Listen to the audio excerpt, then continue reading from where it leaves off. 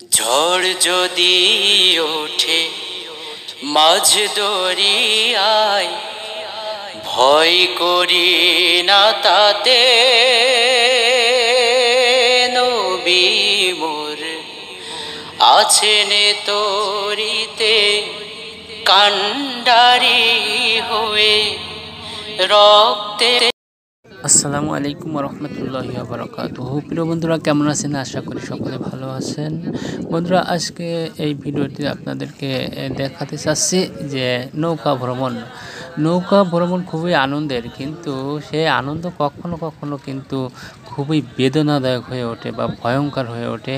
যেমন দেখছেন যে নৌকা দুলতে আসে, বিশাল বড় বড় ঢেউতে নৌকা দুলতে দুলতে চলে আসে, যার কারণে যারা নৌকা ভ্রমণে নতুন তাদেরকে কিন্তু ভীষণভাবে অন্তরটা কেঁপে ওঠে বা ভয় লাগে, এমনকি ভয়ে কাঁদতেও থাকে মাঝ নদীতে যে, এবং খুবই দোয়া কালাম পড়তে থাকে, দোয়া ইউনুস পড়তে থাকে যারা নতুন নৌকা ভ্রমণ করে।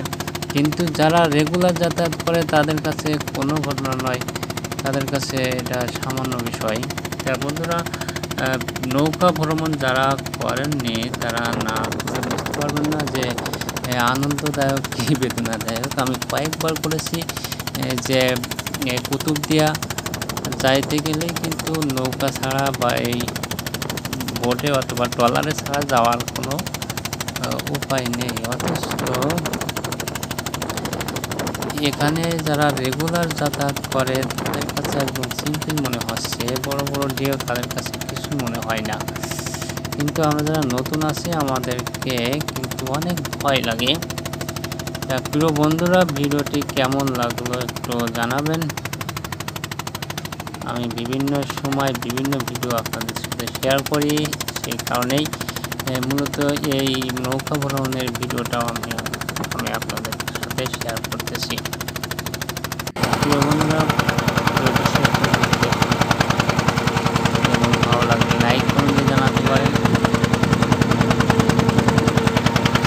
এখানে আসার পরে একটু ঢেউ কমছে, কিন্তু ঢেউ কিছু কিছু এলাকায় বেশি ঢেউ, যেখানে মোহনা অথবা তিন নদীর মাঝখান বরাবর সেখানে ঢেউ বেশি।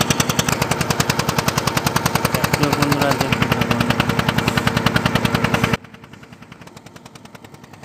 ঝড় যদি ওঠে মাঝ দরিয়ায়, ভয় করি না তাতে।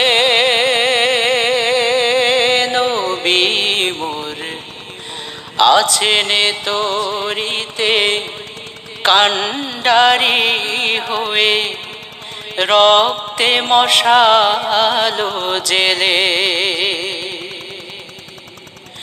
ঝড় যদি ওঠে মাঝ দরিয়ায়, ভয় করি না তাতে। নবী মোর আছেন তরিতে, কান্ডারি হয়ে রক্তে মশা